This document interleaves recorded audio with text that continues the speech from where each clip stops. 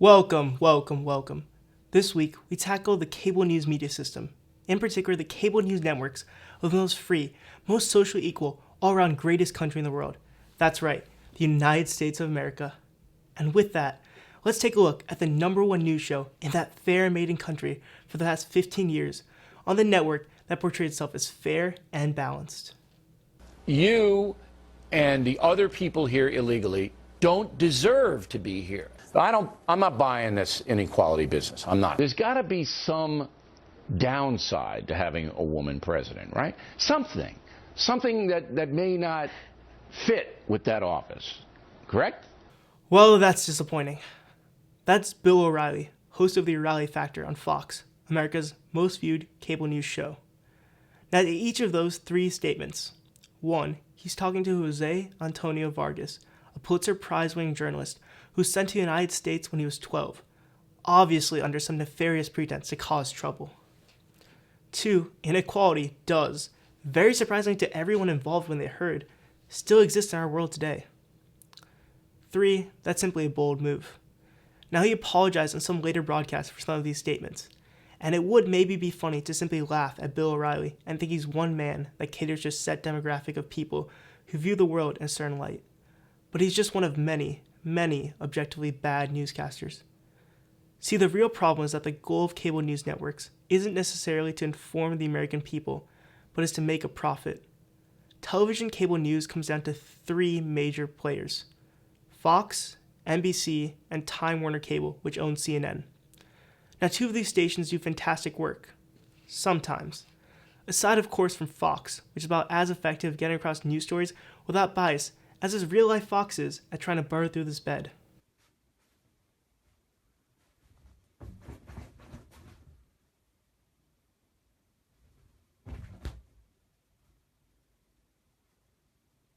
See, they just don't know what to do. There are two real problems with a cable news company.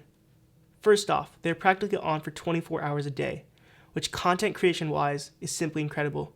Game of Thrones, the best television show out there, has 60 one-hour episodes, released 10 a year for the past 6 years, which can be compared to, and this is completely true, Bill O'Reilly's The O'Reilly Factor, which has 5,321 one-hour episodes, released 313 a year for the past 17 years. And the time you see this, it's probably more, because he never stops cranking those out. That is crazy. There's no chance you can create an hour of relevant news 313 times a year to keep viewers engaged. Which leads to the second problem. For-profit companies, as they rightly should be, are concerned about the bottom line.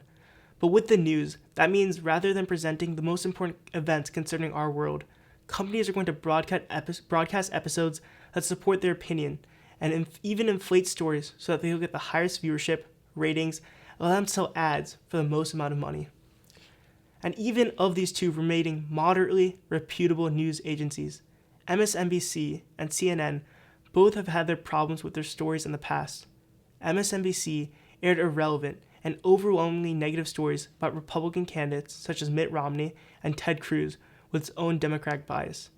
This includes, and again, this is true, displaying a doctored video of Mitt Romney ordering a sandwich from Wawa, and then dissecting Mitt Romney's Wawa consumption habits. Also, when Ted Cruz said for some reason that his music habits changed on 9/11, in an interview with MSNBC, they aired it. And let's be clear, the network apologized just a few minutes later, but they were airing a segment on Ted Cruz's music choices. CNN, of course, not to be left out of the action, covered the missing Malaysia Airlines Flight 370 case for hours of airtime, asking questions such as whether a black hole had swallowed up the aircraft. Similarly, just this past week, they've had Don Lemon, preaching his way of life and showcasing incredibly newsworthy events. Okay, I'm cutting you off after this one. Should I cut him off? Is this gonna hurt? It's not gonna hurt me. You'll be fine. Oh! Oh! Ow! Oh, the whole crowd. Oh. The whole crowd's like, what is going on?